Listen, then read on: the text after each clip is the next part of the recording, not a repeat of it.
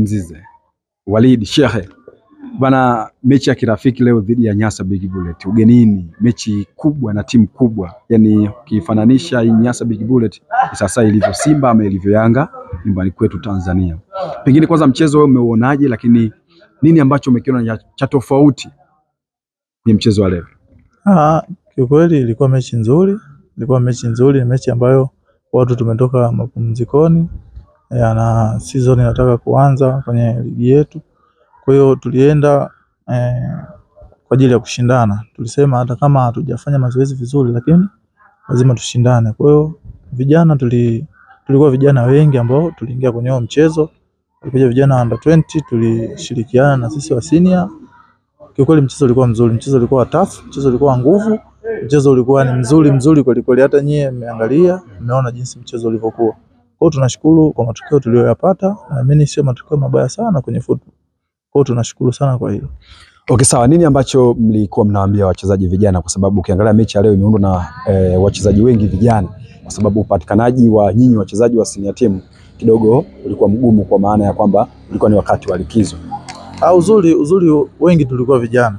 Unavyosema vijana, hata mimi mwenyewe ni kijana, na mimi nilikuwa nao, nilicheza nao under 20 wengi wao. Kwa hiyo tunajuana.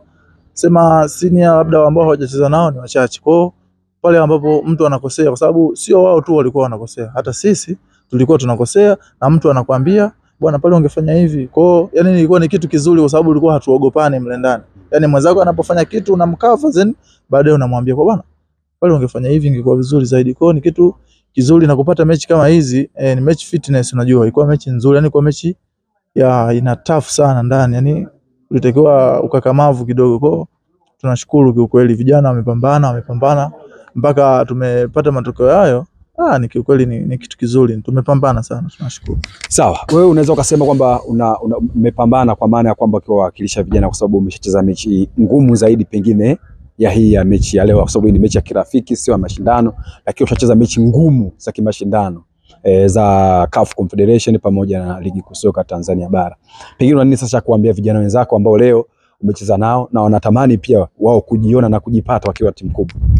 Kiukweli mimi ninachoweza kuambia, kwanza wameona jinsi timu zinavyokuwa ngumu, kwa sababu hii ni mojawapo ya timu ambazo tumekutana nazo ambazo ni ngumu. Yani ukisema hata kwa Bongo inawezekana haipo timu ngumu kama hii ambayo tumekutana nayo leo. Wao wenyewe wameona kitu gani tumekutana nacho leo, na mtu anapata ile kumbe hata nikienda sehemu fulani ugumu wa mechi unakuwa hivi. Kwa kiukweli ni kitu kizuri, kwa sababu pia mashabiki walikuwa wengi. Unajua kitu kinachoanza kwanza kukupa hofu ni mashabiki. Mimi mwenyewe mechi ya kwanza nacheza, nakumbuka ilikuwa mechi ya Mazembe.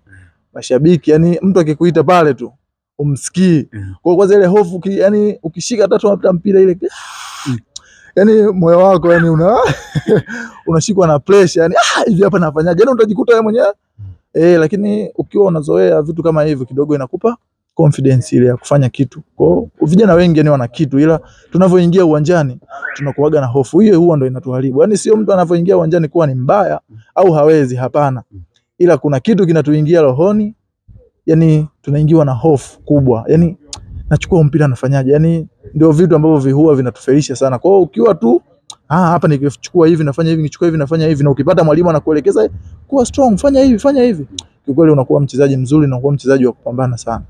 Na sasa hivi wewe hiyo hofu kwako haipo tena, kwa sababu ya mchezo ambao mkutana nayo. Kwa sasa hivi hofu kidogo, siwezi nikasema imepotea kabisa, lakini hofu kiukweli si kama mwanzo. Sasa hivi naweza nikaingia kwenye mechi nikipiga pasi 2-3 tayari ile hofu imepotea, kwa sababu tayari nimeshakutana na hizo. Kama ukikumbuka kwenye kombe la CAF tumekutana na mechi, na mimi nilikuwa naingia na mechi na hofu kweli, lakini naingia dakika 2 nimetulia, nacheza mpira, nafanya vizuri. Kwa hiyo ni kitu ambacho hata wao wanaona kumbe kucheza sehemu ina mashabiki wengi inabidi tutulize tempa, ucheze vile unavyochezaga kawaida, ni simple tu, unacheza vizuri. Wewe unahisi nani ambaye amekusaidia zaidi hasa kwenye kutuliza tempa kama hivyo unapokuwa uwanjani? Yani kwa leo ama kwa siku zote, hasa mechi yako ya kwanza tu ambayo umesema ni ya TP Mazembe, unaingia tu kelele uwanja mzima? Ile mechi kwanza nilianza na makocha nje pale, ananiambia unaingia na usiwe na pressure, yani cheza ule mpira wa kawaida, yani kwanza usisikilize hayo makelele, pili cheza ule mpira wa kawaida. Unajua yani unavoingia kwenye mechi, ile hofu ikikutawala sana ndio pale unafanya kitu kibaya lakini ukiingia na ile hofu zenu ukaituliza wewe mwenyewe ukapiga, yani kinachotusaidia ni ile pasi ya kwanza unayopewa kwenye mpira. Ile ukiipoteza ile hofu ndio inazidi, lakini ukiona umepewa ile pasi ya kwanza ukapiga pasi vizuri, ile hofu inapoa, kumbe naweza. Yani wewe mwenyewe tu unajipa ile, na ukifikiria maneno umepewa, jiamini. Fanya kitu. Kwa hiyo ile hofu inapotea. Kwa hiyo ni kitu yani siwezi kusema nisemeje yani. Kiukweli kwenye mechi kama zile, hofu kwanza nimeanza kutolewa na makocha, then nikiingia uwanjani wachezaji wenzangu wote wananitoa hofu. Cheza mpira mdogo wangu. Cheza. Yani wote, kila nitakayekuwa naye hivi karibu usiogope. Kila nitakayekuwa naye hivi karibu usiogope. Cheza tu kawaida. Yani cheza kama vile unacheza mazoezini. Yani cheza simple. Basi unajikuta ile confidence zidi yale maneno wanaweza kukuambia, kumbe nikijiamini naweza. Yani wewe wenyewe wanakupa moyo, unaweza. Yani unajua kuna maneno fulani ukipewa hata wewe mwenyewe unaamka unasema wewe mablaza unaona na mimi na kitu. Kwa hiyo ukitulia ndio vile unacheza vizuri. Mashabiki wanakushangilia, zeni unafurahi hata wewe. Okay, sawa. Msimu mpya unakwenda kuanza. Nini ambacho unatarajia na unatamani ukifanya kwenye msimu mpya? Kikweli na matarajio makubwa sana ambayo nimejiwekea. Mimi kwanza kama striker nahitaji niwe na mimi kwenye mbio zile za kugombea hata kiatu. Sababu ni kitu kizuri. Sababu striker usifiwi eti ametoa assist 10, ametoa wale wanachoangalia ni magoli. Kafunga magoli mangapi? Yani yani unavozoea kufunga kwanza, hata wewe unajua kwenye mechi kama hizi za kirafiki nini, ukiwa unafunga unapata ile confidence. Hata unavoenda kwenye mechi upate ile hofu kusema nikipata mpira pesa nikashoot nikafunga. Kwa hiyo ni kitu kizuri na nina matarajio makubwa sana.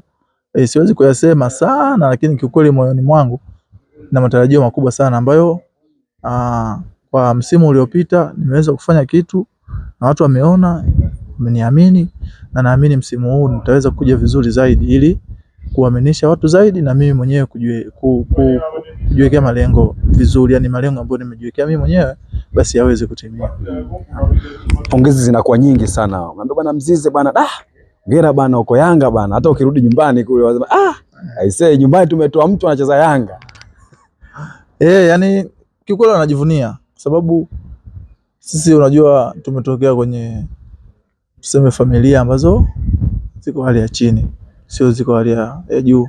Kwa hiyo wakiona kwanza mtu yuko sehemu kama hii, unajua hii sehemu ni sijui nikwambieje, ila kufika kwake inatakiwa mtu upambane. Yani mimi mwenyewe naweza nikasema ni bahati, sababu nimeenda under 20, nimecheza mashindano under 20, then nimeenda senior team, nimepewa nafasi na nimeonyesha kile nilicho nacho. Kwa hiyo naweza nikasema nimepata bahati kubwa sana, yani ambayo kuna mtu anakaa anatamani ningepata bahati kama Clement kidogo, yani ingenisaidia. Yani kiukweli namshukuru Mwenyezi Mungu sana, naamini Mwenyezi Mungu mwache aitwe Mungu. Kiukweli amenipambania sana mpaka hapa nilipofika. Namshukuru sana Mwenyezi Mungu.